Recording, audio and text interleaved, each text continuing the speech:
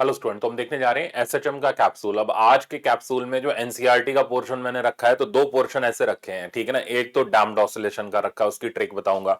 दूसरा ऐसा क्वेश्चन है जो जिस जिस बच्चे ने एसएचएम पढ़ा है आज तक, वो हर उस बच्चे का डाउट रहा है। ऐसा सवाल है एनसीईआरटी का, जैसे वो पीरियोडिक फंक्शन वाला, ठीक है ना, कि इस फंक्शन का पीरियड कितना होगा, sign omega t plus sign 2 omega t plus sign 4 omega T. तो उसकी ट्रिक भी मैं बताऊंगा कि किस तरीके से इन प्रॉब्लम्स को हैंडल करते हैं एग्जाम के अंदर। बहुत सारे टेस्ट में भी आपने ये देखे होंगे।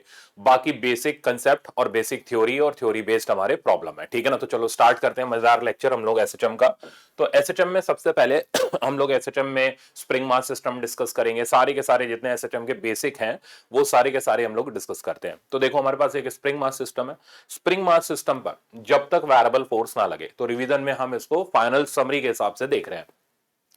तो स्प्रिंग मास सिस्टम में जब तक वेरिएबल फोर्स नहीं लगती, तब तक स्प्रिंग मास सिस्टम में स्प्रिंग ही रीस्टोर कराने के लिए रिस्पॉन्सिबल होता है। शब्द बड़ा इंपॉर्टेंट है। तो स्प्रिंग ही रीस्टोर कराने के लिए रिस्पॉन्सिबल होता है जब तक कोई वेरिएबल फोर्स एक्ट नहीं करती, ठीक है ना। इसलिए स्प्रिंग मास सिस्टम का जब तक वेरिएबल फोर्स नहीं लग रही, तब तक टाइम पीरियड फिक्स्ड रहता है, और वो time period 2 pi under root m by k रहता है, जहां के यहाँ रिस्टोरिंग कांस्टेंट का काम करता है। जैसे ही कोई वेरिएबल फोर्स आने लग जाती है, तो वो फोर्स भी इसमें टाइम पीरियड में आना शुरू हो जाती है, क्योंकि उसका भी रिस्टोरिंग कांस्टेंट यहाँ पर हमें ऐड अप करना पड़ता है। जनरली वो सवाल थोड़ा सा हाई एंड सवाल माना जाता है, आईआईटी जेईई के अंदर रहता है। मैंने लेक्चर्स में कराया हुआ, वो आधा पानी में आधा पानी के बाहर है, तो वो भी आप देख सकते हो। अच्छा, अब इसके अंदर स्प्रिंग मास सिस्टम को आप चाहे हवा में ले जाओ, चाहे पानी में ले जाओ, चाहे स्पेस में ले जाओ, ठीक है ना, चाहे आप इसको इलेक्ट्रिक फील्ड में रख दो, चाहे हम कहीं पर भी रख दो, जब तक कांस्टेंट फोर्स है तब तक टाइम पीरियड फिक्स्ड रहेगा 2 pi under root m by k. तो ये फोर्स लगने से चेंज क्या होगा? फोर्स लगने से चेंज होती है इक्विलिब्रियम पोजीशन। तो ध्यान रखना, ठीक है ना। कोई भी पूछे कंसेप्चुअल में कि स्प्रिंग मास सिस्टम पर फोर्स लगने से हमने अलग अलग प्रकार की फोर्स लगाई है, अलग अलग टाइप की फोर्स लगाई है, तो क्या चेंज होगा? Equilibrium position. अगर वो फोर्स कांस्टेंट है तो टाइम पीरियड फिक्स्ड रहेगा, वो चेंज नहीं होगा। ये इंपॉर्टेंट बात थी, ठीक है ना। अब चलते हैं हम लोग अपने बेसिक वही सीरीज पैरेलल। अच्छा, एक सवाल मैंने ऐसा रखा है, आपको सर क्या बोल रहे हो, एक सवाल ऐसा रखा है जिसको धोखा कहा गया है, शास्त्रों में उसको धोखा कहते हैं। आपको दिखेगा, आप भी वही करोगे जो आमतौर पे हर कोई करता है, ठीक है ना।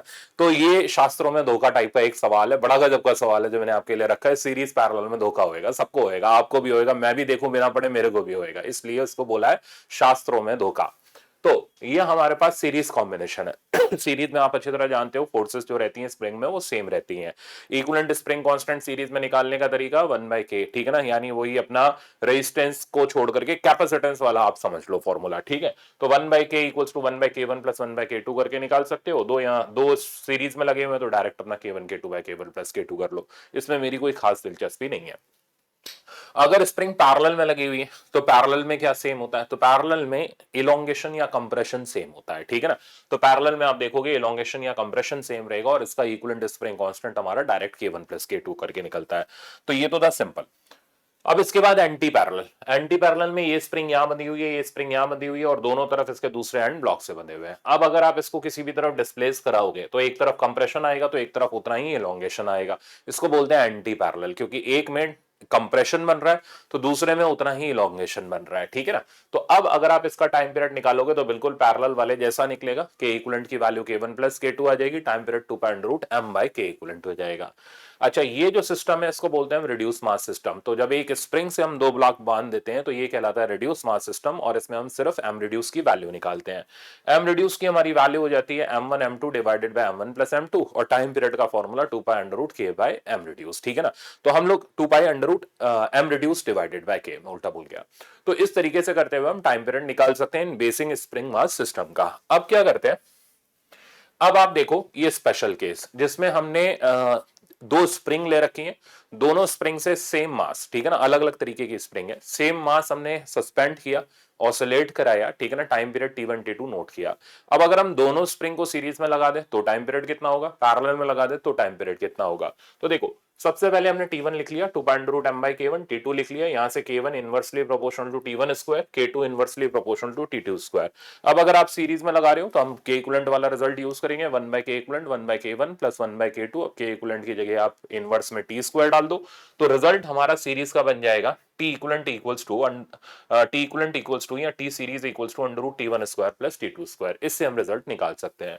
सिमिलरली पैरेलल में आप कर सकते हो, पैरेलल में टी1 टी2 by under root T one square plus T2 square आ जाएगा। तो ये बहुत सिंपल डायरेक्ट पूछे जाने वाले फ्रीक्वेंट रिजल्ट्स होते हैं जिनका लास्ट मोमेंट पे रिवीजन जरूरी है। नेक्स्ट, तो नेक्स्ट में आपके लिए स्प्रिंग में सीरीज वाला सवाल रखा है, इनफाइनाइट सीरीज वाला, ठीक है ना, क्योंकि सब तो करा लिया, सीरीज करा ली, पैरेलल करा ली, ठीक है ना। अब हम इस सवाल को देखते हैं। तो प्रॉब्लम ये कह रहा है, तो इनफाइनाइट सीरीज बेहद आसान होती है, आपको रिवाइज करके जरूर जानी चाहिए।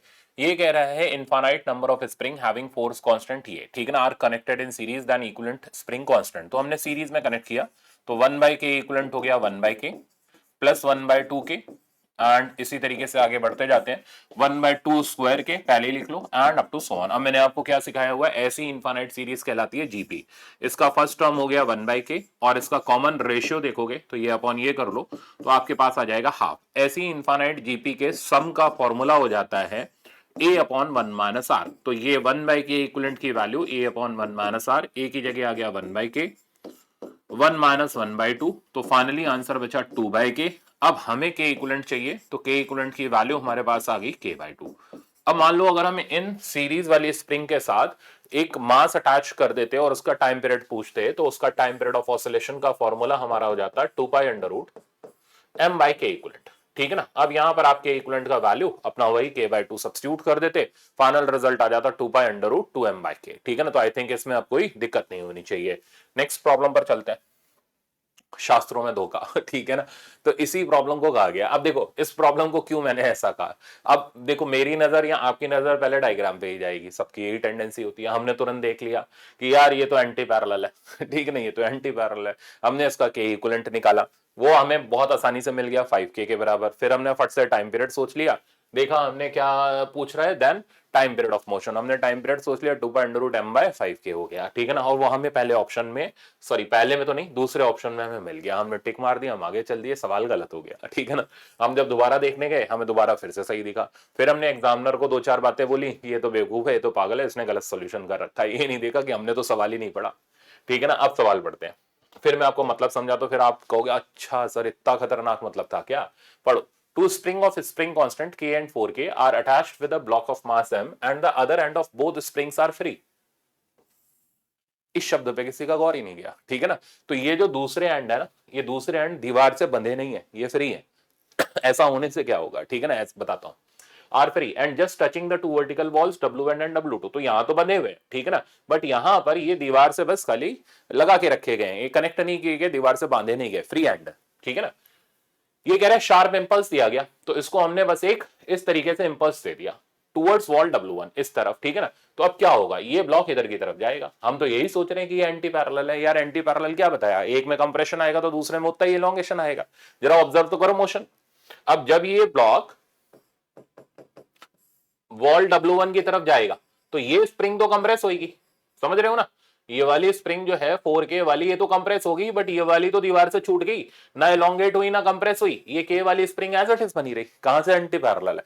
तो इसको इस वक्त यहां इंपल्स देते वक्त सिर्फ इस स्प्रिंग के इंफ्लुएंस में ब्लॉक ऑसिलेट कर रहा है, जाएगा और वापस से वहां पर आएगा, ठीक है ना। जाना और आना, खैर ये आगे बताऊंगा, पर इतने तो आप अनपढ़ नहीं हो, आपको सब पता है कि यहां से यहां तक, मीन से एक्सट्रीम तक जाने में t/4 टाइम लगता है, ठीक है ना, और यहां से वापस आने में t/4 टाइम लगता है। तो इस t की जो वैल्यू हो जाएगी वो इस स्प्रिंग से आएगी। तो t1 की जो वैल्यू हो जाएगी जाना प्लस आना, दिस इज इक्वल्स टू हमारा हो गया t/2।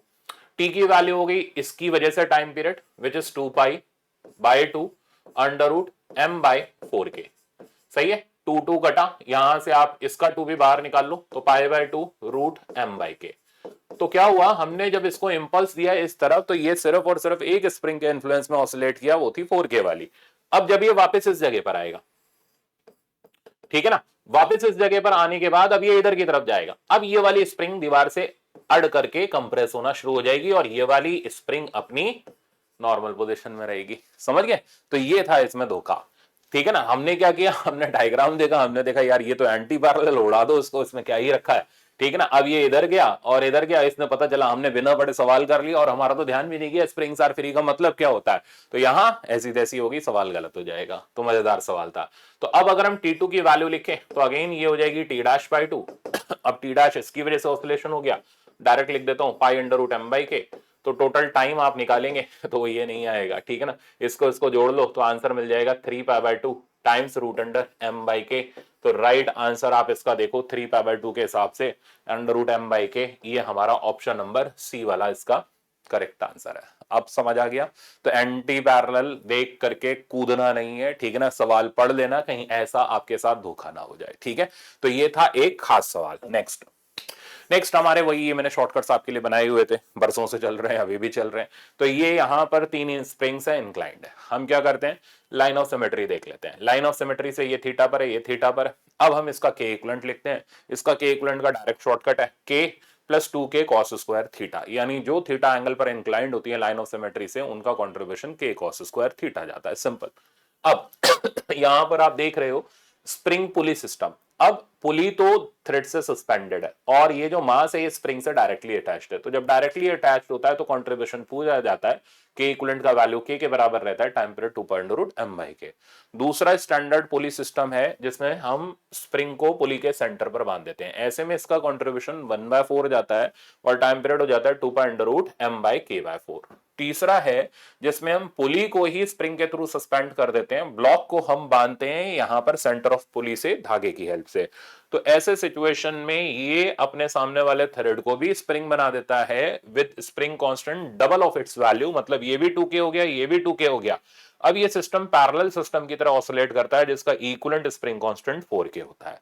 तो ये 3 स्टैंडर्ड सिस्टम है, एक जिसके अंदर मास को डायरेक्टली स्प्रिंग से बांधा गया, दूसरा जिसमें पुली के सेंटर को स्प्रिंग से बांधा गया, तीसरा जिसमें पुली से जाने वाला धागा स्प्रिंग से अटैच्ड है, ठीक है ना, और मास पुली के सेंटर पर बंधा हुआ है। ये 3 सिस्टम हमें ध्यान रखने होते हैं, स्टैंडर्ड है, डायरेक्ट एग्जाम में एज इट इज पूछे जाते हैं। इस पे मैं अभी सवाल बताता हूं आपको। जैसे ये सवाल है, अब इसमें हमें कुछ गुणागणित नहीं करना, हमने ये 3 स्टैंडर्ड सिस्टम पढ़े हुए, हम इस बेसिस पे इनके आंसर दे सकते हैं। हमने देखा कि स्प्रिंग पुली के सेंटर पर बंधी हुई है, तो इसका जो कंट्रीब्यूशन जाएगा, के इक्विवेलेंट जो जाएगा वो हो जाएगा हमारा k/4। फट से हम टाइम पीरियड लिख लेंगे।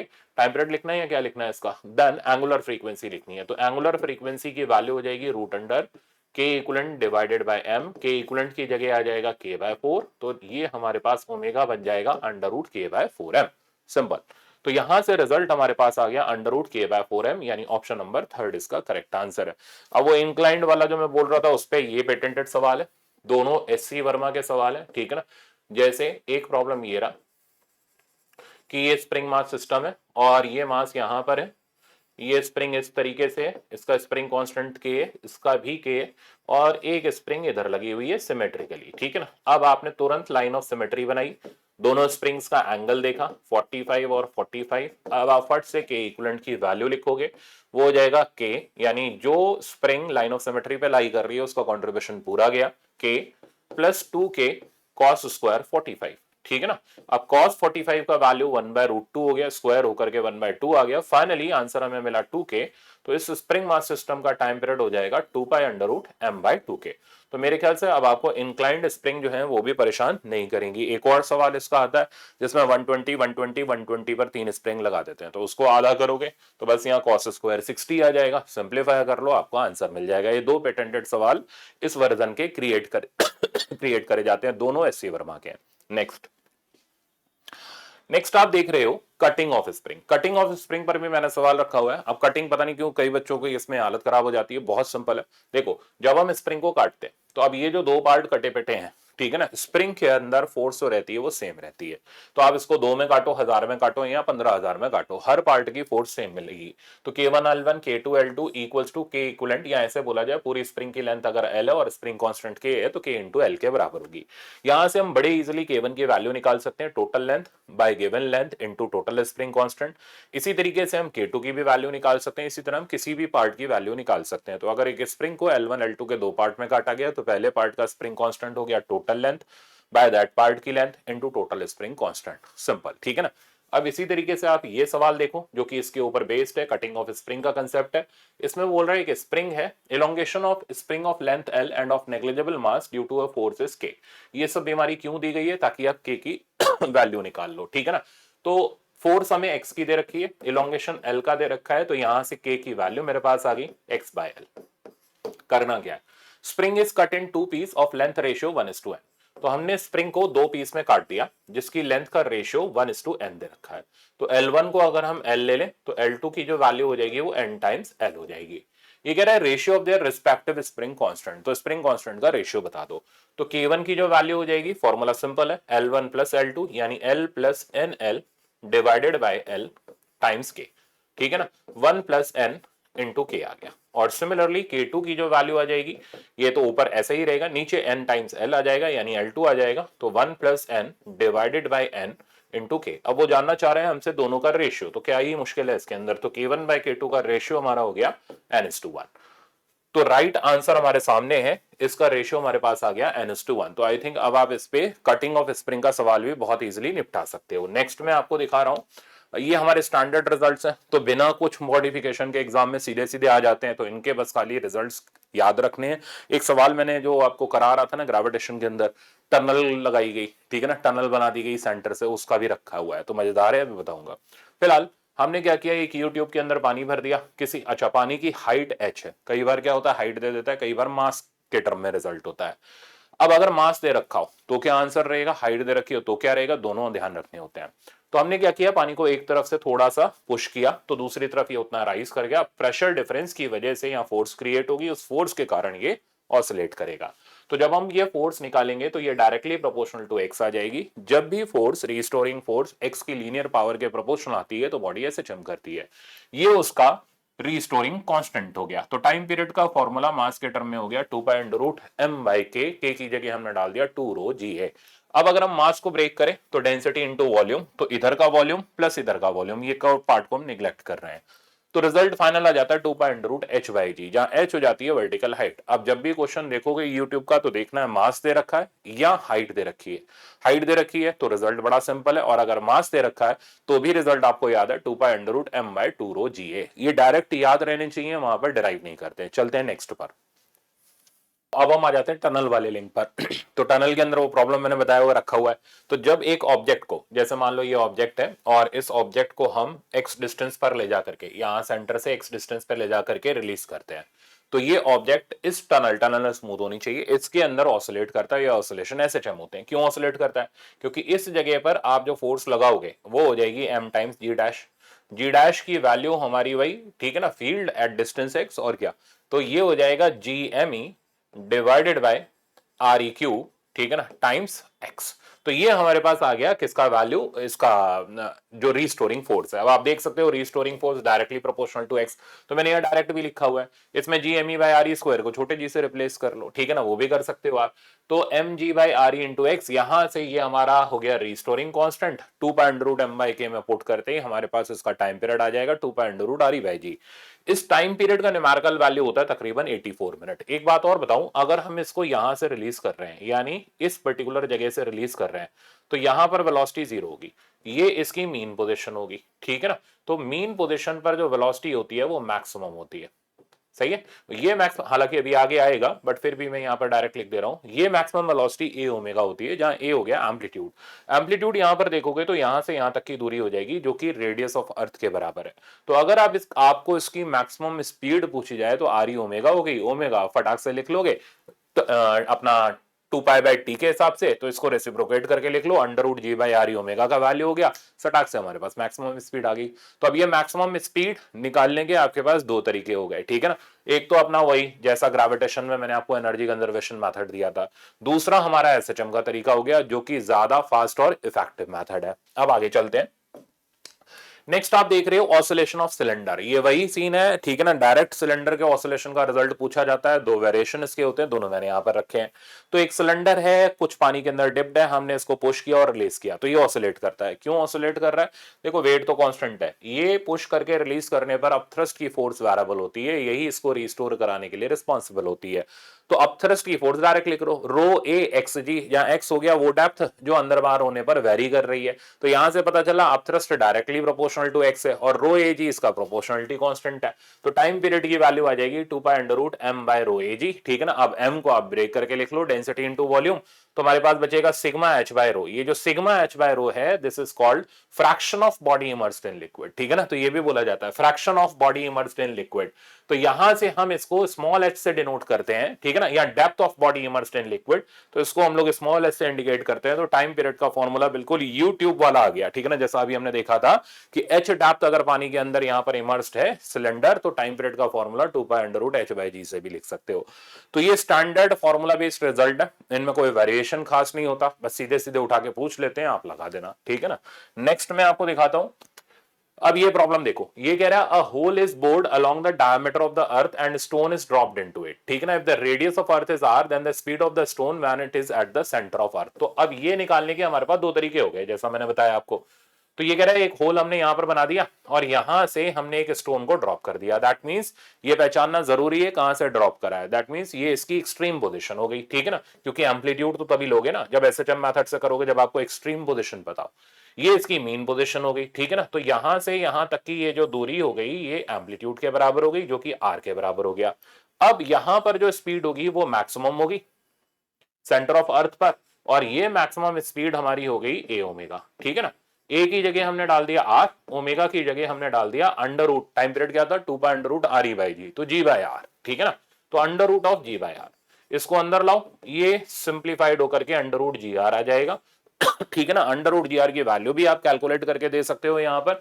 बहरहाल आंसर हमें अंडर रूट जी आर के टर्म में ही छोड़ना था, तो इसका राइट आंसर हो गया हमारा सेकंड वाला। तो देखा एक बड़ा सा प्रॉब्लम जिसमें हम एनर्जी कंजर्वेशन लगा रहे थे, एसएचएम से कैसे जरा सा रह गया। नेक्स्ट मैं आपको दिखाता हूं। नेक्स्ट है सिंपल पेंडुलम। सिंपल पेंडुलम के जितने भी केसेस बनते हैं जनरली मैंने थ्योरी बेसिस के अंदर रख दिया। अब अगर सिंपल पेंडुलम आया तो डायरेक्ट आ गया तो आप उड़ा के रख दोगे। सिंपल पेंडुलम में हमें क्या चाहिए होता है, हमें चाहिए होता है जी फैक्टिव, ठीक है ना। टेंशन को छोड़ करके बाकी जो भी फोर्सेस टॉर्क दे रही हैं उनका जी फैक्टिव। अब जैसे यहां पर आप देख रहे हो, ये मैंने पूरा प्रूफ किया हुआ है, एमजी नीचे लग रहा है, हमने इसके कंपोनेंट किए, रेडियल टेंजेंशियल रोटेशन में बता ही चुका हूं। टेंजेंशियल वाला टॉर्क देता है, टॉर्क निकाली, टॉर्क की वैल्यू से हमने फिर क्या किया, इसका टाइम पीरियड निकाला, इस टाइम पीरियड का फॉर्मूला आ गया 2 pi under root l by g effective. G effective ध्यान रखना है, ये उन फोर्सेस की वजह से नेट एक्सेलरेशन होता है जो टॉर्क देती है। सिंपल शब्द बोलूं, टेंशन छोड़ करके बाकी फोर्सेस का नेट एक्सेलरेशन। अब जैसे डिफरेंट वेरिएशन देखो, लिफ्ट के अंदर है तो बच्चों का खेल है हमारे लिए। लिफ्ट अगर ऊपर की तरफ ए है तो जी फैक्टिव की जो वैल्यू हो जाएगी हमारी, तो आप देख सकते हो जी प्लस ए। लिफ्ट का ये डाउनवर्ड डायरेक्शन में तो जी माइनस ए। अगर लिफ्ट को हमने फ्री फॉल करा दिया, ठीक है ना, अगर लिफ्ट का ये तो एक्सेलरेशन जीरो, अगर हमने लिफ्ट को फ्री फॉल करा दिया तो जी फैक्टिव जीरो हो जाएगा, टाइम पीरियड इनफाइनाइट आ जाएगा। यानी पेंडुलम जो होगा वो बेचारा एक ही जगह लटका रहेगा, वापस लौट करके आएगा नहीं। ये भी पूछा जाता है कंसेप्चुअल में। नेक्स्ट हमने ये ट्रॉली के अंदर डाल दिया। अब ट्रॉली इधर एक्सेलरेट कर रही है तो अंदर से देखा सूडो फोर्स इधर लगी। अब जी फैक्टिव लोगे इसका अंडर रूट ए स्क्वायर प्लस जी स्क्वायर हो जाएगा। एंगल निकालोगे इक्विलिब्रियम से tan थीटा बराबर आप ए बाई जी से निकाल सकते हो। तो ये कई सारे वेरिएशन है जो मैंने आपको डायरेक्ट दे दिए। Next circular path. अब सर्कल में यूनिफॉर्म सर्कुलर मोशन में कोई गाड़ी घूम रही है, ठीक है ना, आपने पेंडुलम उसके अंदर टांग दिया तो अगेन आपको पता है सेंटर पे बैठते ही हम सूडो लगाते हैं। तो फट से हमने बाहर की तरफ सूडो लगाई, सूडो की वैल्यू एम ए आ गई, m v square by r. इन दोनों का नेट हमने ले लिया, that is called g effective. तो जी फैक्टिव का वैल्यू हो गया, ये प्रॉब्लम ध्यान रखना है एज इट इज पूछ लिया जाता है, एससीवी का ओरिजिनल प्रॉब्लम है। तो जी फैक्टिव आ गया under root g square plus v square by r का होल स्क्वायर, ठीक है ना। और अब आप टाइम पीरियड लिख सकते हो। तो ये सिंपल पेंडुलम के सिंपल ही, इसका नाम ही सिंपल पेंडुलम है, काम भी सिंपल ही है, कोई कॉम्प्लिकेशन इसमें नहीं है।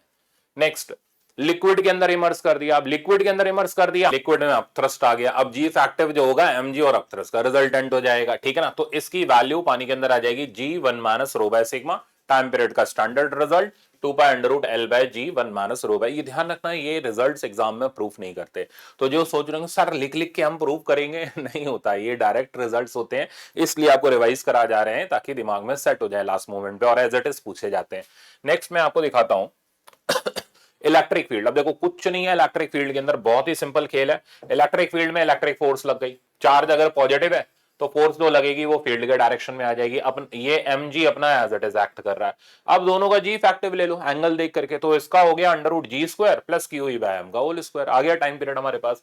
यहां पर अगर ये वर्टिकल से एंगल निकालना है, ये इलेक्ट्रोस्टैटिक में सिखा ही चुका हूं, tan थीटा बराबर q e by m g से निकाल लो आप इसको, ठीक है ना। तो ये हो गया पेंडुलम इन इलेक्ट्रिक फील्ड। अब देखो, अब इस पे बेस्ड जो हमारा प्रॉब्लम है वो ये, तो ये प्रॉब्लम कह रहा है, पढ़ते हैं देखिए क्या कह रहा है। Time period of simple pendulum is T, ठीक है ना, तो टाइम पीरियड हमें टी दे रखा है, कह रहा है when length of simple pendulum is increased by 10 centimetre time period is t1। तो जब हमने लेंथ 10 सेंटीमीटर से इंक्रीज करा दी, टाइम पीरियड t1 है। पहले इक्वेशन बनाते हैं, तो t का वैल्यू हो गया 2 pi under root l by g. t1 का वैल्यू आप देखोगे तो ये हो गया 2 pi under root l plus 10 by g, as it is लिखो। अब ये कह रहा है जब लेंथ को 10 सेंटीमीटर से डिक्रीज करा देते हैं तो टाइम पीरियड हो गया t2, तो t2 की वैल्यू हो गई l माइनस 10 बाई जी। अब ये कहता है रिलेशन बिटवीन t1 t2 और t बता दो, क्या करना चाहिए, l की वैल्यू हर जगह से पकड़ लो। तो यहां से हम ये कह सकते हैं l proportional to t square, यहां से कह सकते हैं l plus 10 is proportional to t1 square, यहां से कह सकते हैं l minus 10 is proportional to t2 square, ठीक है ना। इन दोनों को ऐड करने पर बचेगा 2l proportional to t1 square plus t2 square. देखो कितना सिंपल हो गया। अब यहां से l की वैल्यू उठा के पटक दो, तो 2t square equals to t1 square plus t2 square, ठीक है। तो ये रिजल्ट हमारा जनरेट हो गया जो कि रिलेशन दे रहा है t1 और t2 में। एक थोड़े से नए टाइप का प्रॉब्लम था कि कैसे रिजल्ट्स ओरिजिनेट होते हैं, तो ये मैंने इस बार आपके लिए रखा था। तो राइट आंसर हमारा इसके अंदर आ रहा है सी, थर्ड वाला करेक्ट। तो ऑप्शन नंबर थर्ड इसका राइट आंसर हो गया। नेक्स्ट पर चलते हैं। नेक्स्ट आप देख रहे हो, ये अब हमारा इक्वेशन का पार्ट आ जाता है जिसमें फेजर पे बेस्ड कुछ सवाल मैंने रखे हैं और अपना एनसीईआरटी वाला सवाल भी आपको इसी में बताऊंगा। तो ये हमारा पार्टिकल ऑसिलेट कर रहा है मीन पोजीशन से लेकर के एक्सट्रीम पोजीशन में, यहां से यहां जाना, इसको हम बोलते हैं फर्स्ट क्वाड्रेंट। तो जब बॉडी मीन से एक्सट्रीम जा रही होती है, this is called first quadrant of circle.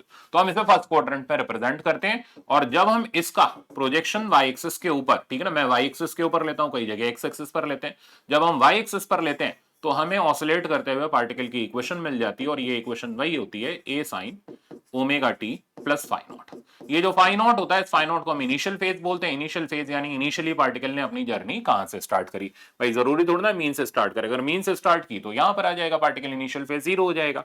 बीच में से स्टार्ट करेगा तो एंगल हमें देखना पड़ेगा। तो ये इनिशियल फेज का चक्कर होता है। अब कई बार मैं फेज सिखा चुका हूं, तो दोबारा मैं 1 घंटा का लेक्चर फेज पे तो नहीं लगा रहा, ऑलरेडी आपको सिखाया हुआ है, केटीएस के लेक्चर नोट्स में भी देख सकते हो। अच्छा, ये जो क्वाड्रेंट है एक्सट्रीम से मीन आना, this is called second quadrant, ठीक है ना। तो पार्टिकल की पोजीशन ये नहीं बताएगी क्वाड्रेंट क्या है, पार्टिकल की पोजीशन और डायरेक्शन ये मिलकर के बताएगी क्वाड्रेंट क्या है। जैसे बोले कि particle x equals to a/√2 पर है, तो हमें पता चला राइट साइड पर है। तो फर्स्ट में भी हो सकता है, सेकंड में भी हो सकता है, जा कहां रहा है वो जरूरी है। तो a/√2 से अगर ये एक्सट्रीम की तरफ जा रहा है तो फर्स्ट क्वाड्रेंट है, और अगर ये मीन की तरफ आ रहा है तो ये सेकंड क्वाड्रेंट है। तो पोजीशन एंड डायरेक्शन मिल करके फेज डिसाइड करते हैं, एक चीज डिसाइड नहीं करती। एक चीज से हम बस ये कह सकते हैं हाँ, या तो इधर होगा या इधर होगा, ठीक है ना। इसी तरीके से ये क्वाड्रेंट जो होता है मीन से नेगेटिव एक्सट्रीम, ये होता है थर्ड क्वाड्रेंट, और ये हो गया हमारा फोर्थ क्वाड्रेंट। तो क्वाड्रेंट देखा, और क्वाड्रेंट के हिसाब से हमने क्या किया, पार्टिकल को लोकेट किया, पार्टिकल की इंस्टेंटेनियस पोजीशन देख ली। और यहां पर चलो मैं आपको इस सर्कल में बताता हूं। तो जैसे मान लो पार्टिकल फर्स्ट क्वाड्रेंट में है, हमने फट से पार्टिकल को यहां रिप्रेजेंट किया, ये इसकी पार्टिकल की इंस्टेंटेनियस इनिशियल पोजीशन हो गई, ठीक है ना, जो भी है। ये एम्पलीट्यूड हो गया, ये एंगल हमने थीटा मार्क कर दिया, हमने फट से cos थीटा की वैल्यू निकाल ली, x की initial value divided by a। अब हमें इनिशियल फेज चाहिए, तो वो यहां से बनने वाला एंगल होता है फाई नॉट। तो फाई नॉट की वैल्यू हमारे पास होगी 90 माइनस थीटा। जैसे फॉर एग्जांपल कहता है पार्टिकल a/√2 से एक्सट्रीम पोजीशन की तरफ जा रहा है, तो हमें पता चल गया फर्स्ट क्वाड्रेंट है। हम पहुंचे फर्स्ट क्वाड्रेंट में, इनिशियल पोजीशन a/√2 हो गई, ये a हो गया, cos थीटा की वैल्यू 1/√2 आ गई, थीटा 45 आ गया, इनिशियल फेज 90 में से माइनस करके लिखा, वो 45 आ गया। ऐसे करके इनिशियल फेज का आंसर किया जाता है। मान लो यही मीन की तरफ आ रहा होता तो हम फट से सेकंड क्वाड्रेंट में जाते, सेकंड क्वाड्रेंट में जाकर के पार्टिकल की इनिशियल पोजीशन देखते, ठीक है ना। ये इनिशियल पोजीशन वाई एक्सिस पर देखनी है, हमेशा ध्यान रखना। तो ये इनिशियल पोजीशन हो गई, ये एम्पलीट्यूड हो गया, ये एंगल थीटा हो गया। अब फट से हम फिर से cos थीटा की वैल्यू लिखते xi/a, और फेस को हम डिफाइन करते यहां से 90 प्लस थीटा, ठीक है। तो ऐसे करके आप इनिशियल फेज निकाल सकते हो और इक्वेशन बिल्डअप कर सकते हो। नहीं करते हुए मैंने आपको फिर से बता दिया कैसे इनिशियल फेज वगैरह देखे जाते हैं। अब ये कुछ स्टैंडर्ड रिजल्ट्स हैं जो कि पोजीशन और टाइम के ऊपर बेस्ड होते हैं। जैसे कहता है 0 से a/2 और a/2 से a जाने में कितना टाइम लगेगा, तो हमें मीन से a/2 जाने का टाइम निकालना। बहुत सिंपल तरीका, हमने फट से सर्कल बनाया, मीन पोजीशन ये हो गई, यहां से a/2 यानी कि ये पोजीशन a/2 है, यहां तक जाने का टाइम, तो इधर तक जाने का टाइम हमें पता है, हम पार्टिकल को ओमेगा से घुमाते हैं। अगर ये a/2 है, ये a है, तो ये थीटा का एंगल आप देखोगे तो cos थीटा हाफ हो जाएगा, थीटा 60 डिग्री आ जाएगा। तो ये हमें पता चल गया 60 डिग्री आ गया। अब ये एंगल हो गया 30 डिग्री। तो 30 डिग्री का एंगल ओमेगा से कवर करने में कितना टाइम लगा, तो डेल्टा टी इक्वल्स टू हमारे पास आ जाएगा डेल्टा थीटा बाय ओमेगा। तो यहां से यहां तक का टाइम हमारे पास आ गया डेल्टा थीटा बाय ओमेगा। अब ओमेगा को हम पुट कर देंगे और थीटा को पुट कर देंगे। डेल्टा थीटा हो गया 30, ओमेगा हो गया 360, ठीक है ना, 2 पाई बाय टी। तो यहां से आप देख सकते हो ये कटा और इधर हमारे पास आ गया 1 और 2 यानी t/12। तो 0 से a/2 जाने में पार्टिकल को t/12 लगेगा। ऐसे करके आंसर निकालते हैं, ठीक है ना। अब बाकी बचा कुचा कितना टाइम लगेगा, अब आप 60 डिग्री का एंगल कवर कराना चाहते हो तो या तो t/4 में से माइनस कर दो, डायरेक्ट लिख लो, या ये जो एंगल का तरीका बताया इससे लिख सकते हो। तो कोई भी पोजीशन दे रखी है वहां से जाने का टाइम निकालना बेहद आसान है। एंगल ढूंढो, डेल्टा थीटा बाय ओमेगा करो, फट से हमारे पास टाइम आ जाएगा। तो a/2 तक जाने का टाइम t/12 है, a/2 से a जाने का टाइम t/6 है। अब एक पोजीशन ऐसी है जहां के टाइम आधे आधे हैं, ठीक है ना, जैसे यहां से यहां तक का टाइम, मीन से एक्सट्रीम तक का टाइम t/4 होता है। तो a/√2 एक ऐसी पोजीशन है जहां का टाइम आधा आधा आता है t/8, क्योंकि यहां एंगल 45 मिलेंगे, करके देख लेना। इसी तरीके से अगर हम √3 a/2 देखें तो इसका जस्ट उल्टा, यहां से यहां तक t/6, यहां से यहां तक t/12। तो ये कुछ बेसिक रिजल्ट्स हैं जिनका यूज डायरेक्ट कर लिया जाता है। जैसे मान लो एग्जांपल इसमें ले लें, एग्जांपल ये ले लेते हैं कि ये कहता है कि बताओ 5, यहां ये कह देता है, मान लो सपोज करो कि इसमें 3/4 ऑसिलेशन करने में कितना टाइम लगे। 3/4 तो बहुत सिंपल हो गया, 3/8 ले लेते हैं। 3/8 ऑसिलेशन करने में कितना टाइम लगेगा, ठीक है ना। तो 3/8 ऑसिलेशन का हमें टाइम निकालना है। हमने फट से क्या किया, 3/8 का मतलब क्या हुआ, 3 1/8 के इंटरवल हमें लेने हैं, ठीक है ना। तो 0 a और इधर आ गया -a। तो देखो पहले 3/8 ऑसिलेशन का मतलब समझते हैं। यहां से लेके यहां तक हो गया 1/4 ऑसिलेशन, ठीक है ना, 0 से a तक। तो इसका आधा यानी 0 से a/2 तक ये हो गया 1/8 ऑसिलेशन। अच्छा, इसमें ये भी गिवन होगा बॉडी अपनी जर्नी कहां से स्टार्ट कर रही है, नहीं तो हम कहीं से भी गिन सकते हैं। तो मैंने एक रैंडम क्वेश्चन उठा लिया, 3/8 ऑसिलेशन का टाइम बताओ अगर बॉडी अपनी मीन पोजीशन से जर्नी स्टार्ट कर रही है, पूरा कंप्लीट क्वेश्चन। तो 1/8, ठीक है ना, और फिर ये 1/8, तो ये कुल मिला करके हो गया। अब आप गिन सकते हो 3/8, इस तरह 5/8 ले सकते हो, जितना भी दे रखा हो एग्जामिनर ने उस हिसाब से ले सकते हो। अब बस हमें यहां से यहां तक के टाइम निकालने। तो अब क्या करेंगे, अब ये जो हमने डेटा इकट्ठा किया है, ठीक है ना, 0 से a/2 से, इसको हम लोग यहां पर वापस से रिकंसाइल कर लेंगे। तो 0 से लेकर के a/2 तक का टाइम हमारा हो गया t/12। तो ये टाइम, तो अगर मैं टोटल टाइम लिखूं इधर, तो t/12, 0 से a/2 से a/2 से a जाने का हो गया t/6। इनको हम सीधे सीधे t/4 लिख लेंगे स्मार्टली, क्यों इतना सिरदर्दी लेना। अब फिर a से a/2 आना है, a से a/2 आना है, तो दैट इज ऑल्सो t/6, ठीक है। तो अब इसको आप एडअप कर लो, आपके पास सिंप्लीफाइड रिजल्ट आ जाएगा। एलसीएम में हमारे पास आ गया 12, इधर हो गया 1 + 2 टाइम्स t। तो फाइनल रिजल्ट आ गया 2 2 4 और 1 5 यानी 5t/12। तो जो मीन पोजीशन से जाने में टाइम लगेगा 3/8 ऑसिलेशन का, वो हो जाएगा 5t/12। तो इस तरीके का प्रॉब्लम आपका ये मॉडरेट लेवल माना जाता है, बहुत हार्ड इसको नहीं बोलते, ठीक है ना। तो आई थिंक अब आप आराम से कर सकते हो। नेक्स्ट देखो, नेक्स्ट हमारा ये प्रॉब्लम है, अब ये भी इसी फेजर डायग्राम के ऊपर बेस्ड प्रॉब्लम है।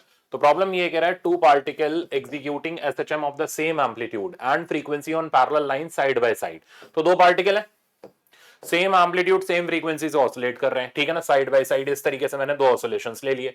क्या बोल रहा है, crosses one another when moving in opposite direction each time their displacement is √3/2। तो पोजीशन दे दी और ये बोल दिया दोनों के डायरेक्शन अपोजिट है। तो √3a/2 ये इनका इनिशियल पोजीशन हो गया। तो एक पार्टिकल अगर राइट पर जा रहा है तो एक लेफ्ट पर जाना चाहिए, अपोजिट डायरेक्शन का मतलब ये रहा। तो एक का फर्स्ट क्वाड्रेंट तो एक का सेकंड क्वाड्रेंट, फट से फेजर बनाया, ठीक है ना। एक को दिखाया हमने फर्स्ट क्वाड्रेंट में, ठीक है। इस तरीके से इनिशियल पोजीशन √3a/2, ये a हो गया। सटाक से ये एंगल लिखा, थीटा डायरेक्ट ही लिख रहा हूं 30 डिग्री, ये हो गया फर्स्ट पार्टिकल, ठीक है। सेकंड पार्टिकल को हमने दिखाया सेकंड क्वाड्रेंट में, इसकी भी इनिशियल पोजीशन यही रही, तो इसका भी एंगल ये 30 डिग्री आ गया। दोनों के बीच का फेज डिफरेंस निकालना है, यानी दोनों के बीच के एंगल, सेकंड पार्टिकल दोनों के बीच का एंगल का डिफरेंस, ये टोटल हो गया, डायरेक्टली जोड़ लो, ठीक है ना। 5 1 5 2 की भी जरूरत नहीं पड़ी। तो डेल्टा फाई की वैल्यू हमारे पास आ गई 60 डिग्री। खत्म सवाल। तो इतने आसान होते हैं फेज डिफरेंस वाले ये प्रॉब्लम, आप इनको इजीली उड़ा के रख सकते हो। नेक्स्ट दिखाता हूं, ये है एनसीईआरटी वाला। सब अटके हैं इसमें, जितने पढ़ रहे हैं या जितने यूट्यूब पे अभी दिख रहे हैं सारे अटके हैं इसके अंदर, स्पेशली इस वाले प्रॉब्लम में, ठीक है ना। सॉल्ड एग्जांपल में भी दिखेगा आपको, ये सॉल्ड एग्जांपल में साइन वाला दिखेगा, उसमें दिखेगा sine omega t, sine 2 omega t, sine 4 omega t, दोनों ही बता देता हूं मैं यहाँ पे। अच्छा, फिलहाल सबसे पहले इसमें हमें बताना है कि कौन सिंपल हार्मोनिक है, पीरियोडिक है but not simple harmonic, non periodic motion, give period of each periodic motion, सब कुछ ही पूछ डाला इसने, ठीक है ना। तो पहली बात, log function, exponential function, polynomial, इसको बोलते हैं पॉलिनोमियल, ये पीरियोडिक नहीं होते, ठीक है ना, इनको दूर से ही हटा दो, ना ये पीरियोडिक होते हैं ना ये एसएचएम होते हैं। तो नॉन पीरियोडिक, नॉन एसएचएम हमारे 3 हो गए। तो इसमें ये तो जाना नहीं, इसका पीरियड नहीं होता, इसका कोई पीरियड नहीं होता, लॉग फंक्शन सॉल्व एग्जांपल में दे रखा है, उसका भी कोई पीरियड नहीं होता, खत्म खेल। अब ले दे के बचे ये वाले, ठीक है ना। अब इनमें जरा चेक करो, इसकी फ्रीक्वेंसी इसकी फ्रीक्वेंसी सेम है, तो जिनकी फ्रीक्वेंसी सेम है और लीनियर पावर में है, लीनियर पावर बहुत जरूरी है, लीनियर पावर में और सेम फ्रीक्वेंसी के, वो एसएचएम करेंगे, तो ये एसएचएम करेंगे, ठीक है। अब हमें इस एसएचएम का टाइम पीरियड निकालना पड़ेगा, ये मैं आपको दिखाता हूं कैसे करेंगे। तो कंडीशन क्या निकली, लीनियर पावर होना चाहिए, फ्रीक्वेंसी सेम होना चाहिए, तब एसएचएम होगा। तो लीनियर पावर, ठीक है, एंड सेम फ्रीक्वेंसी, ओके। तो अब अगर हम इसका टाइम पीरियड ऑफ ऑसिलेशन निकालेंगे तो फ्रीक्वेंसी उसकी भी ओमेगा आई की रिजल्टेंट की, और time period of oscillation T की वैल्यू हो जाएगी 2 पाई बाय ओमेगा। तो ये वाला जो sign omega T minus cos omega T function है, ये एसएचएम भी है, पीरियोडिक भी है, और इसका पीरियड कितना है, 2 पाई बाय ओमेगा है, एसएचएम भी है और पीरियोडिक भी है। तो ए ऑप्शन हम डालेंगे, एसएचएम एंड पीरियोडिक, दोनों ही चीज मैंने आपको बता दी, कंडीशन भी बता दी। अब जैसे जैसे आगे बढ़ेंगे कंसेप्ट और क्लियर होते जाएंगे, क्यों पीरियोडिक है, ठीक है ना, क्यों एसएचएम है, ये सारी चीजें। साइन क्यूब ओमेगा टी, ठीक है ना। अब sine cube omega T power 3 है, तो आपके दिमाग में नहीं, लीनियर पावर बोला था अभी, देखो साइन पावर 3 को हम लीनियर में ला सकते हैं, ठीक है ना, साइन 3 थीटा की आइडेंटिटी यूज करेगा, कोई चीटिंग है, होती है, ठीक है ना। तो जब भी हायर पावर मिले तो साइन स्क्वायर थीटा मिले, साइन 2 थीटा की आइडेंटिटी, साइन क्यूब थीटा मिले, साइन 3 थीटा की आइडेंटिटी, इनको यूज करना पड़ता है। देखते हैं लीनियर पावर में आता है नहीं आता है। तो sine 3 theta, 3 sine theta minus 4 sine cube theta, ध्यान से देख लेना भाई, ये हमेशा जिंदगी भर का कंफ्यूजन था, दूर हो जाएगा। तो साइन क्यूब थीटा की जो वैल्यू आ गई मेरे पास, वो आ गई 3 sine theta minus sine 3 theta, ठीक है ना, divided by 4, divided by 4, that's it. अब चेक करो, ठीक है ना, ये हमारे पास लीनियर पावर में तो कन्वर्ट हो गया, sine 3 theta 3 sine theta minus 4 sine cube theta से हमने साइन क्यूब थीटा निकाला, लीनियर पावर में तो कन्वर्ट हो गया। मैं इसको पहले लिख भी लूं, तो इसको अगर मैं लिखूं तो मैं लिखूंगा साइन क्यूब ओमेगा टी।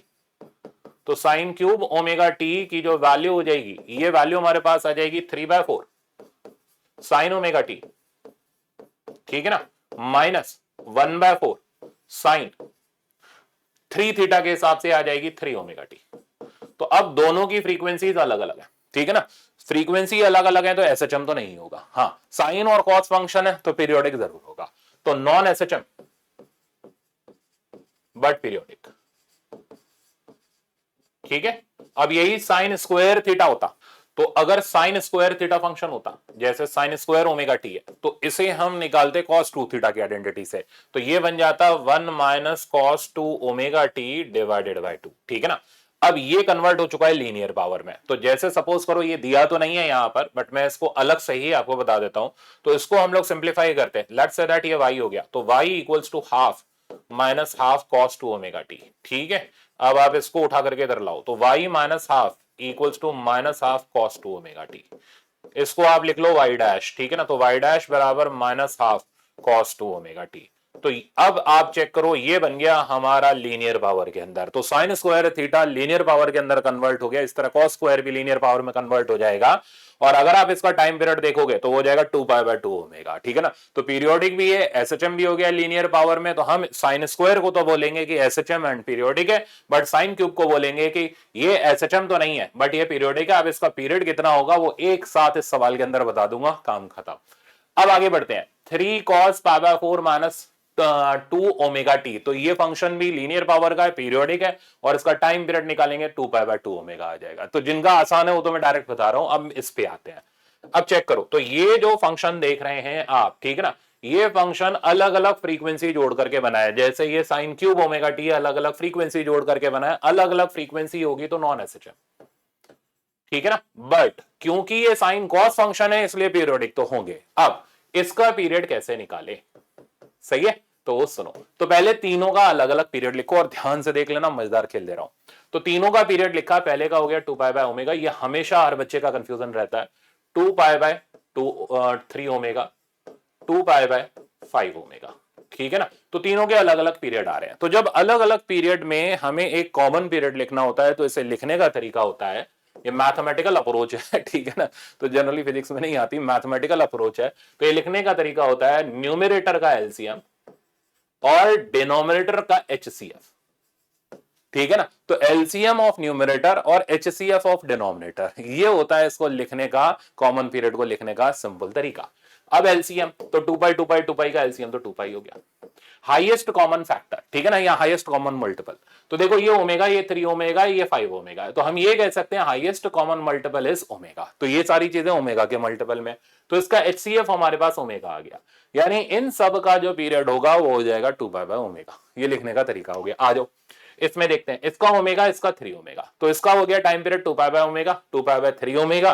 तो ऊपर तो एलसीएम आ गया 2 पाई, नीचे कॉमन मल्टीपल जो आ रहा है, हाईएस्ट कॉमन मल्टीपल जो आ रहा है वो ओमेगा आ रहा है, तो आंसर उसका भी 2 पाई बाय ओमेगा। अब कई लोग रट लेते हैं 2 pi by omega he evergreen रहेगा, नहीं, तो कई जगह पर चेंज भी हो जाता है, बट मैंने आपको मैथमेटिकल तरीका दे दिया।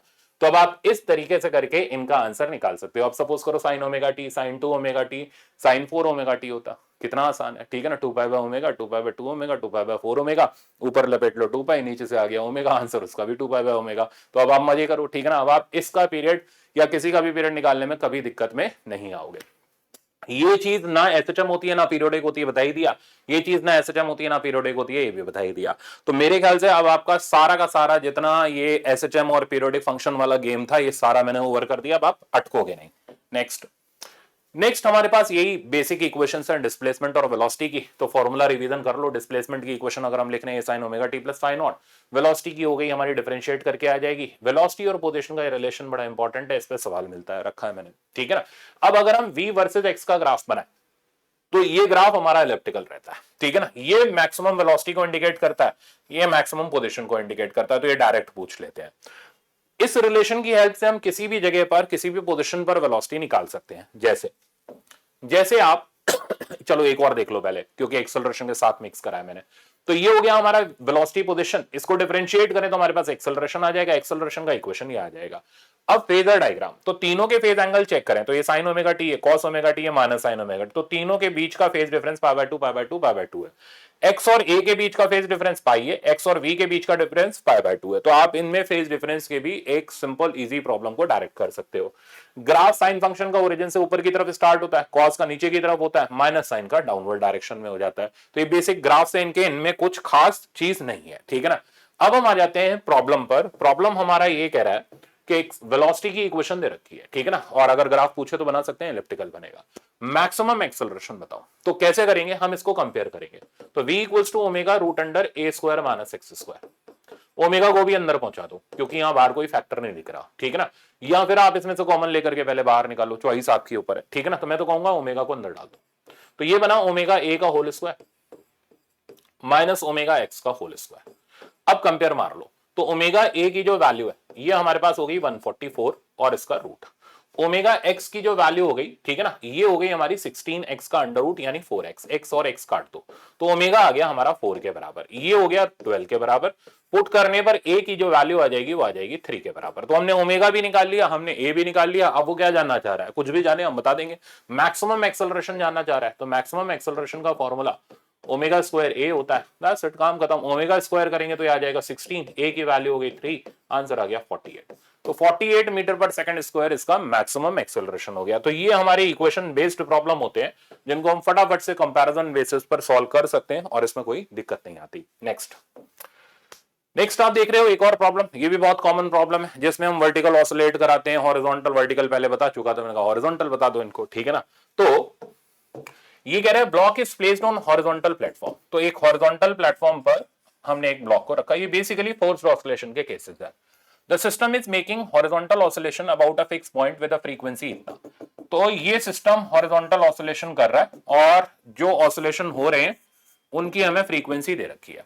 फ्रीक्वेंसी दे रखी है तो ओमेगा लिख लेंगे 2 पाई एफ से, कोई बड़ा काम नहीं, लिख ही लेते हैं चलो। तो ओमेगा हो गया 2 पाई एफ, एफ हमें दे रखा है 0.5, पुट करते ही आंसर आ गया पाई रेडियन पर सेकंड। तो this is the angular frequency जिससे ये पूरा सिस्टम हॉरिजॉन्टली ऑसिलेट कर रहा है। आगे कह रहे थे amplitude of oscillation block is not to slide on the horizontal platform, is coefficient of friction भी दे रखा है। अब देखो जैसे जैसे हम लोग मीन पोजीशन से दूर जाएंगे एक ही वैल्यू बढ़ती चली जाएगी, एक्सट्रीम पोजीशन पर जाने पर एम्पलीट्यूड एक्सेलरेशन मैक्सिमम हो जाएगा ओमेगा स्क्वायर। प्लेटफॉर्म पे बैठते ही एक्सेलरेशन जहां मैक्सिमम होगा वहां सूडो मैक्सिमम होगा एम ओमेगा स्क्वायर। अब अगर इस जगह ब्लॉक बच गया तो हर जगह बचा रहेगा, ठीक है ना, क्योंकि सूडो उसको खसकाने का काम कर रही है। तो हम इसे लिमिटिंग बना देते हैं, एफएस मैक्स के बराबर डाल देते हैं। तो कभी भी इस तरीके का केस करना, हमेशा एक्सट्रीम पे पहुंचो, सूडो जूडो लगाओ और इक्वेट करके निकल लो। तो दोनों को इक्वेट करते हैं, तो एम ओमेगा स्क्वायर ए बराबर एफएस मैक्स से हमारे पास आ गया mu into m g, m से एम कैंसिल हुआ, यहां से हमारे पास एम्पलीट्यूड की वैल्यू आ गई, वो आ गई mu g divided by omega square. अब गेम इसका खत्म। तो एम्पलीट्यूड आ गया म्यू जी, म्यू कितना दे रखा है 0.4, जी का वैल्यू हो गया हमारे पास हो गया 10, नीचे आ गया पाई स्क्वायर। अब देखो पाई स्क्वायर की वैल्यू भी अप्रोक्सीमेटली 10 के आसपास ही होती है, तो उड़ा दो इनको दाएं बाएं से। तो एम्पलीट्यूड की मैक्सिमम वैल्यू हमारे पास आ रही है 0.4 के आसपास, तो राइट आंसर हमें मिल चुका है। इसका राइट आंसर हमारा फोर्थ वाला है बिना किसी दिक्कत के, ठीक है ना। तो ऐसे करके आप प्रॉब्लम खत्म कर सकते हो, कंसेप्ट स्ट्रांग है। तो नेक्स्ट दिखाता हूं। नेक्स्ट है इक्वेशन। अब वेलोसिटी जानते हैं, ठीक है ना, पोजीशन जानते हैं, तो हम काइनेटिक और पोटेंशियल एनर्जी की इक्वेशन लिख लेंगे। ये आ गई हमारी काइनेटिक एनर्जी की इक्वेशन, ये होगी पोटेंशियल। अब दोनों को अगर ऐड करें तो मैकेनिकल एनर्जी मिलेगी, और अगर कोई डैम्पिंग नहीं है, मतलब कोई रेजिस्टिव फोर्सेस नहीं है, तो मैकेनिकल एनर्जी एसएचएम में कंजर्व मिलेगी आपको। तो मैकेनिकल एनर्जी का वैल्यू हो जाएगा half m omega square a square. Graph देखोगे तो काइनेटिक एनर्जी और पोटेंशियल एनर्जी दोनों के ही ग्राफ पैराबोलिक है। Potential energy half k x square है तो upward parabola, kinetic energy half m omega square a square minus x square है तो डाउनवर्ड पैराबोला, और मैकेनिकल एनर्जी कांस्टेंट मिलेगी। As a function of time देखोगे तो ये ग्राफ है। तो ग्राफ बिल्कुल बेसिक है, सिंपल। अब मैं इसमें टाइम वेस्ट नहीं करना चाह रहा, नहीं कुछ काम की चीज आपको बताऊं, जैसे वो पीरियोडिक फंक्शन बताया था वैसे ही एक और चीज। अच्छा, अब ये एक घिसा बेटा सवाल है जो एनर्जी के ऊपर बेस्ड है।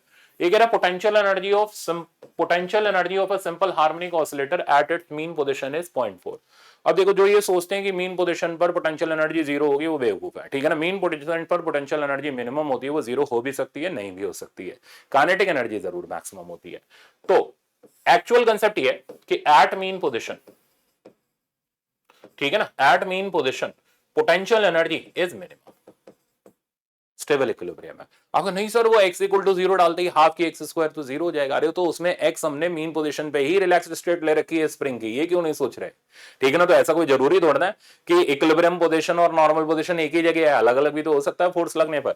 तो ऐसा कोई जरूरी नहीं है कि पोटेंशियल एनर्जी मीन पोजीशन पर 0 हो, इसलिए ये सवाल थोड़ा सा खास हो गया, ठीक है ना। तो पोटेंशियल एनर्जी मीन पोजीशन पर हमें दे रखी है 0.4 जूल, तो U की मिनिमम वैल्यू यहां दे रखी है 0.4 जूल। यहां U मिनिमम होगा, ये डेफिनेट है, और K मैक्सिमम होगा। कितना होगा वो तब तक नहीं निकलेगा जब तक टोटल एनर्जी ना पता चले। देखते हैं आगे। If its kinetic energy at a displacement of half the amplitude from the mean position is 0.6 joule, total energy बताओ। तो कहता है ये x इक्वल टू 0 हो गया, ये a/2 है। तो इस जगह पर जो काइनेटिक एनर्जी है ये हमें दे रखी है 0.6 जूल, किस जगह पर, a/2 की जगह पर, ठीक है ना। तो ये कहता है बता दो भाई टोटल एनर्जी कितनी होगी, इसकी टोटल एनर्जी बताओ कितनी होगी। तो अब हम क्या करने वाले हैं, अब हम सबसे पहले काइनेटिक एनर्जी का फॉर्मूला लिखते हैं। वो हो गया half m omega square a square minus x square, कौन सी जगह पर है, हाफ द एम्पलीट्यूड। तो काइनेटिक एनर्जी की वैल्यू आ गई half m omega square a square minus a square by 4, तो ये बना 3/4। तो 3/4 of half m omega square a square. ये half m omega square a square जानते हो क्या, ये है मैक्सिमम काइनेटिक एनर्जी। भाई मैक्सिमम वेलोसिटी तो फिक्स है, ओमेगा रहेगी, तो maximum kinetic energy half m omega square a square रहेगी। तो यहां पर kinetic energy is 3/4 of k max. Game समझ गए, कितनी काइनेटिक एनर्जी दे रखी है 0.6 जूल, तो 0.6 इज 3/4 ऑफ के मैक्स। तो के मैक्स की वैल्यू हमारे पास आ गई 0.8 जूल, ठीक है। अब क्या हुआ, के मैक्स आ गया, यू मिनिमम जानते हैं, तो मैकेनिकल एनर्जी किसी भी जगह दोनों को जोड़ के निकाल लो, तो यू प्लस के, तो यू प्लस के करते ही 0.4 प्लस 0.8 और आंसर हमारे पास आ गया 1.2 जूल। तो 1.2 जूल इसकी टोटल एनर्जी है जो कि पूरे ऑसिलेशन में फिक्स रहेगी। तो राइट आंसर आप देख सकते हो, अच्छा सवाल था, राइट आंसर आप देख सकते हो सेकंड वाला, ठीक है ना। मैं घिसा बेटा बेकार बोल दिया, अच्छा निकल गया है सवाल। तो मजेदार सवाल था, कई सारी चीजें सिखा करके गया कि कैसे हम एनर्जी के कंसेप्ट को हैंडल करते हैं। नेक्स्ट नेक्स्ट आप देख रहे हो डैम्प्ड ऑसिलेशन। डैम्प्ड ऑसिलेशन में मैंने सवाल रखा है और वो सवाल का सोल्यूशन आपको दूंगा, मजेदार है, ठीक है ना। एनसीईआरटी वाले ने भी दिया है, पर मैं जो दूंगा वो उससे मजेदार होगा, जल्दी करवा देगा सवाल, ध्यान भी रखना। देखो यहां पर हमने क्या कर रखा है, एक स्प्रिंग मास सिस्टम को पानी में इमर्स करके रखा हुआ है। तो लिक्विड की वजह से जो रेजिस्टिव फोर्सेस लगेंगी वो इसके ऑसिलेशन को धीरे धीरे कम कराएंगी, ठीक है ना। अच्छा, जो एम्पलीट्यूड होगा वो एक्सपोनेंशियली डिके करता है, ये पावर चेक कर लो, सारा खेल है, अभी सब कुछ है इन पे, एक भी इधर उधर दाएं बाएं हुआ सवाल गया। तो एम्पलीट्यूड जो रहेगा वो एक्सपोनेंशियली टाइम के साथ साथ डिक्रीज करेगा, इसको हम बोलते हैं डैम्पिंग कोएफिशिएंट। ओमेगा यानी इसकी जो फ्रीक्वेंसी रहेगी ऑसिलेशन की, ठीक है ना, वो होगी under root omega square. Omega not square natural frequency होती है जिसका वैल्यू ओमेगा नॉट का value under root k by m होता है, स्क्वायर करने पर के बाय एम आ जाएगा, minus b by two m का होल स्क्वायर, ठीक है ना। ये भी अभी सवाल में मिलेगा। अब यहां पर तीन बेसिक केसेस, अगर ओमेगा नॉट इससे ज्यादा है तो हम इसको बोलते हैं अंडर डैम्प्ड, अगर ओमेगा नॉट इसके बराबर है तो क्रिटिकली डैम्प्ड, अगर ओमेगा नॉट इससे छोटा हो गया, ठीक है ना, वी बाय टू एम से, तो इसको बोलते हैं ओवर डैम्प्ड ऑसिलेशन। ये तीन चीजें पूछी जाती हैं, कब क्रिटिकली डैम्प्ड होगा, कब ओवर डैम्प्ड होगा और कब अंडर डैम्प्ड होगा। अब मैकेनिकल एनर्जी देखें तो उसका फॉर्मूला हो गया half m omega square a square, तो वो ए स्क्वायर के हिसाब से डिके करेगी, ठीक है ना। तो मैकेनिकल एनर्जी की जो इक्वेशन आ जाएगी वो आ जाएगी ई नॉट ई की power minus b by m into t, यहां टू एम नहीं है, ठीक है ना, ये ध्यान रखना है। तो एम्पलीट्यूड और मैकेनिकल एनर्जी दोनों एक्सपोनेंशियली डिके कर रहे हैं, ई प्रोपोर्शनल टू ए स्क्वायर है, इसलिए मैकेनिकल एनर्जी में पावर बी बाय एम आ रही है, ये ध्यान रखना है। अब मैं आपको दिखाता हूं एनसीईआरटी वाला प्रॉब्लम, ठीक है ना, जबरदस्त है, एक प्रॉब्लम मोर देन, सब सीख जाओगे इसके अंदर। अब सुनो, ये कह रहा है for the damped oscillator shown in the figure, यहां पे जरूरत नहीं है, वही डायग्राम है, ठीक है ना। The mass of the block is 200 ग्राम, तो हमें मास दे रखा है 200 ग्राम, तो केजी में कन्वर्ट कर लें, 0.2 केजी हो गया। आगे आगे ये बोल रहा है कि के का वैल्यू 90 न्यूटन पर मीटर है, तो ये तो अपना कन्वर्टेड है एसआई सिस्टम में। एंड डैम्पिंग कांस्टेंट बी, तो बी का जो वैल्यू है 40 ग्राम पर सेकंड, यानी 0.04 किलोग्राम पर सेकंड, तो बी बहुत छोटा सा दे रखा है। आगे कैलकुलेट पीरियड ऑफ ऑसिलेशन, कैसे करेंगे, तो इसके लिए हम ओमेगा देखेंगे। ओमेगा का फॉर्मूला हो गया under root omega not square minus b by two m का होल स्क्वायर। अब बहुत ध्यान से देखना, सबसे पहले हम चेक करेंगे कि कौन बड़ा कौन छोटा या दोनों बराबर, यानी हम under damped, over damped, critically damped में देखेंगे कि कौन सी सिचुएशन होल्ड कर रही है। तो पहले ओमेगा नॉट लिख लेते हैं। ओमेगा नॉट का स्क्वायर हो गया अपना के बाई एम, के की वैल्यू हो गई 90, एम की वैल्यू हो गई 0.2, तो ये आ गया हमारा 450। तो अच्छा खासा आ रहा है भाई, ओमेगा नॉट का वैल्यू अंडर रूट 450 आ रहा है, तो ओमेगा नॉट स्क्वायर का वैल्यू जो है वो अच्छा खासा आ रहा है। अब देखें इसका वैल्यू कितना आता है, तो b बाय टू एम पहले निकालते हैं, तो b की वैल्यू हो गई 0.04 बाय ट्वाइस ऑफ 0.2, तो देखें क्या बात बनी, तो ये बना हमारा 0.4 और आई थिंक ये आ जाएगा 0.1 के आसपास, ठीक है ना। तो b बाय टू एम की जो वैल्यू आ रही है वो आ रही है 0.1, और इसका स्क्वायर करेंगे b बाय टू एम का, तो ये हमारे पास आ रहा है 0.01, यानी बहुत ही छोटा आ रहा है। तो इसके मुकाबले b बाय टू एम का होल स्क्वायर तो बहुत ज्यादा छोटा है, यानी ये चीज हम इसके सामने नेग्लेक्ट कर देंगे। तो ओमेगा की जो वैल्यू हो गई वो ओमेगा नॉट के ही बराबर हो गई, नेचुरल फ्रीक्वेंसी के ही बराबर हो गई। और जब ओमेगा नॉट की वैल्यू जब इससे बहुत बड़ी होती है तो हम इसको बोलते हैं अंडर डैम्प्ड हार्मोनिक ऑसिलेटर। तो ये केस हो गया अंडर डैम्पिंग का, ठीक है ना, यानी काफी देर तक ऑसिलेशन होते रहेंगे क्योंकि डैम्पिंग कोएफिशिएंट बहुत कम है, उसके बाद जाकर के काफी देर बाद जाकर के इनकी डैम्पिंग खत्म होगी, एनर्जी लॉस होगी, फिर ये ऑसिलेशन करना बंद करेंगे। ये गेम रहा।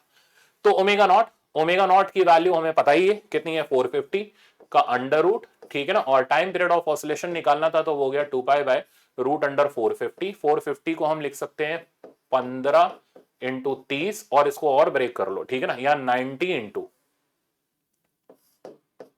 5 इंटू 90, ये ज्यादा बेहतर है, ठीक है ना। अब देखो यहां से क्या हुआ, हमारा 450 तो ब्रेक हो गया, ठीक है ना, 93 इंटू 10 लिख लो और ज्यादा बढ़िया रहेगा, तो 9 इंटू 10 लिख लो, सॉरी, तो 9 इंटू 10 में इसको लिख लेता हूं। अब इससे क्या होगा, मेरी कैलकुलेशन थोड़ी सी रिड्यूस हो जाएगी, जैसे, तो ये बन गया 2 पाई बाय 3 रूट अंडर 50। अब देखो रूट 50 का निपटारा करना बड़ा इजी है, 49 का रूट 7 होता है, तो 7 के आसपास टिका दो, काम खत्म। तो 2 पाई बाय 21 इसका टाइम पीरियड ऑफ ऑसिलेशन हो जाएगा, नमस्ते कर दो इतने में। अब आ जाते हैं हम बी पर। बी ऑप्शन कह रहा है time taken for amplitude of vibration to drop half of the initial value. बहुत ध्यान से देखना इसको मैं कैसे कर रहा हूं। देखो एम्पलीट्यूड का इक्वेशन है हमारे पास ए नॉट ई की power minus b by two m into t, ये ध्यान रखना है, इसमें बी बाय टू एम। इसके दो तरीके, या तो आप सीधे ए की वैल्यू डाल दो, कितनी, ए नॉट बाय 2, दाएं बाएं लॉग लो, सिंप्लीफाई करो और सॉल्व करके निकालो, या थोड़ा बुद्धि का प्रयोग करो। ये कह रहे हैं एम्पलीट्यूड 1/2 हो जाए, तो जब चीज आधी हो जाती है तो इसको हम बोलते हैं हाफ लाइफ पीरियड। सर कहां से कहां निकल लिए, ठीक है ना। तो इसको हम बोलते हैं जहां जहां एक्सपोनेंशियल आएगी वहां वहां आधा होने पर हाफ लाइफ बोलेंगे। जहां जहां हाफ लाइफ आएगा तो हाफ लाइफ पीरियड का फॉर्मूला तो फिक्स है भाई, 0.693 डिवाइडेड बाय लैम्डा, लैम्डा हो गया डिके कांस्टेंट, डिके कांस्टेंट हो गया b/2m। आप हो गए तो मजा कर दिया आपने। तो 0.693 को हम 0.7 लिख लेते हैं, लैम्डा की जगह हम डाल देते हैं b/2m, ठीक है ना, और b/2m की वैल्यू हमारे हाथ में। तो 0.7 b की जगह आ गया 0.04 इंटू ट्वाइस ऑफ 0.2, तो ये नीचे आ गया हमारे पास 0.7 डिवाइडेड बाय 0.1, तो आंसर आ गया तकरीबन 7 सेकंड। एग्जैक्ट देखोगे तो 0.693 होता है, तो 6.93 आ जाएगा, पर इतना चलता है, ठीक है ना। अब आपने देखा कितनी जल्दी कर दिया। तो ध्यान रखना ये सिर्फ तब तक के लिए जब तक बात चल रही है एम्पलीट्यूड आधा हो जाए। अगर पता चले 1/3 हो गया तब भी ये लगा पड़े हो तो बेवकूफ कहलाओगे ना। तो ये सिर्फ हाफ लाइफ पीरियड है, उसमें आप सवाल को धज्जियां उड़ा के कर सकते हो। नेक्स्ट ये कह रहा है the time taken for mechanical energy to drop half of its value. अब तो हाफ लाइफ है, अब तो आप भी समझ गए। बस इक्वेशन लिखी, E बराबर E not e to the power minus b/m into t, और हाफ लाइफ पीरियड इसका भी हो गया 0.7 डिवाइडेड बाय अपना लैम्डा, लैम्डा की जगह डिके कांस्टेंट b/m। तो ये था b/2m, ये है b/m। तो हम क्या करेंगे, इसके टाइम को अब कर चुके ना यार इसको, तो 2 से डिवाइड मार लो, आंसर वही आ जाएगा। तो तकरीबन 3.5 सेकंड, तो मैंने कैलकुलेशन बचा ली यहां थी, ठीक है ना। तो तकरीबन 3.5 सेकंड, इतनी जल्दी हमने डैम्प्ड ऑसिलेशन के सवाल को भूख के रख दिया है। एनसीईआरटी वाला भी देखेगा तो इनाम तो जरूर दे देगा। तो यहां से आप सवाल को बहुत इजीली कर सकते हो और स्पीड से कर सकते हो डैम्प्ड ऑसिलेशन के। तो ये दो पार्ट मैंने एनसीईआरटी के ऐसे कवर किए जो ज्यादातर स्टूडेंट के डाउट रहते हैं, ठीक है ना। अब एसएचएम में अब आपका काम है, ठीक है ना। अब आपको पूरे लेक्चर नोट से प्रॉब्लम का लगाने, ताकि आपके केटीएस वाले सारे प्रॉब्लम अच्छे हो जाएं, पीवाईक्यू अच्छे हो जाएं, मास्टर शीट करो और उसके बाद टेस्ट के प्रॉब्लम सॉल्व कर लो। टेस्ट वेव के साथ मिक्स्ड है, इसलिए एसएचएम वाला पार्ट कर लेना, ठीक है ना। मिलते हैं नेक्स्ट लेक्चर में। Thank you so much.